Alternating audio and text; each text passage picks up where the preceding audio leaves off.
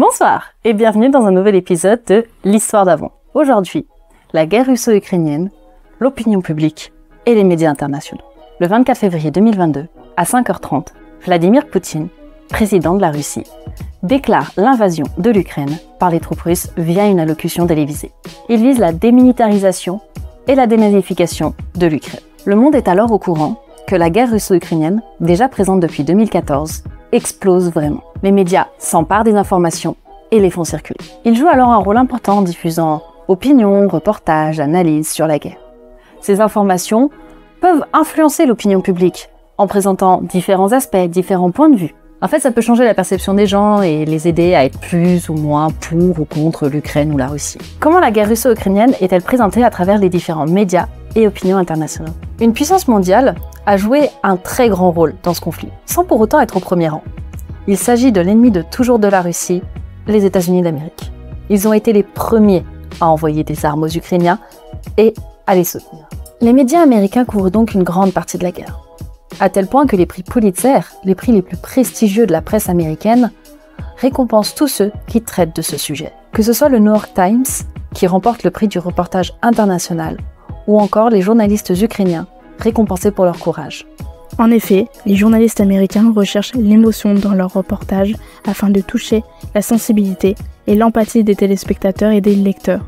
Ce n'est donc plus le gouvernement américain qui soutient l'Ukraine, mais également la population, renforçant ainsi la politique de solidarité entre les deux pays.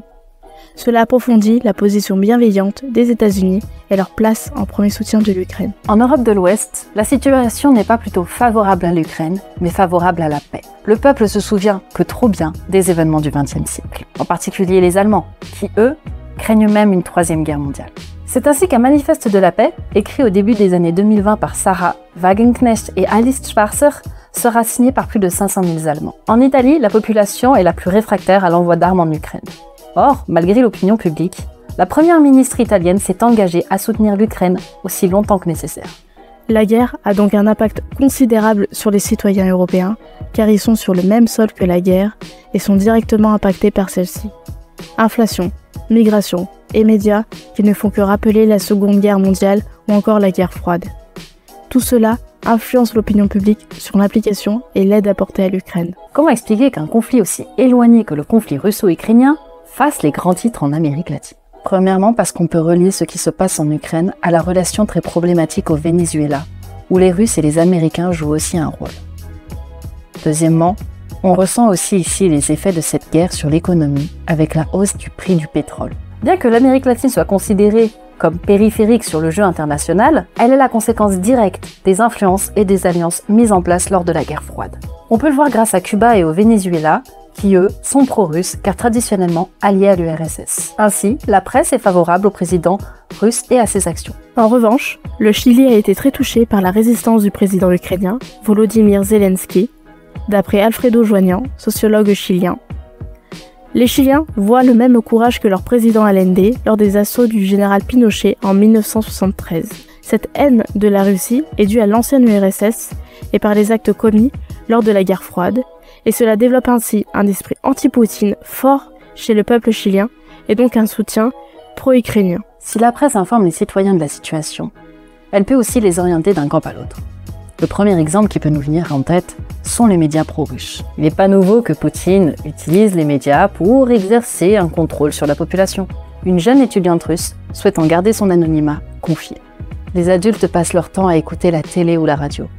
Grâce à Internet, je peux voir que ce qu'ils pensent être la vérité est déformé par Poutine. La propagande russe cherche à diaboliser l'armée ukrainienne. Grâce aux réseaux sociaux comme X, anciennement Twitter ou encore TikTok, les fakes et les infox sont beaucoup plus facilement transmissibles. Ajoutons à cela la campagne russe, cherchant à justifier ses actes par l'excuse de la dénazification ukrainienne. Mais la Russie n'est pas la seule à utiliser les médias pour influencer le soutien international. Il ne faut pas oublier que le président ukrainien, Volodymyr Zelensky, est un ancien humoriste, acteur, scénariste, réalisateur et producteur de télévision. Le monde des médias ne lui est pas inconnu et il sait le pouvoir qu'il possède. Il a donc mené en parallèle de la guerre avec la Russie une véritable guerre médiatique qui a efficacement représenté l'Ukraine en victime et la Russie en agresseuse et qui doit donc payer le prix de son invasion. Suite à cela, Une véritable russophobie s'est développée dans le monde entier, faisant souffrir les civils tels que la jeune étudiante russe. It's a Sandy, Siberian Husky. Sorry, there's no place for y'all. Stop! Han, he's dangerous! He's Russian!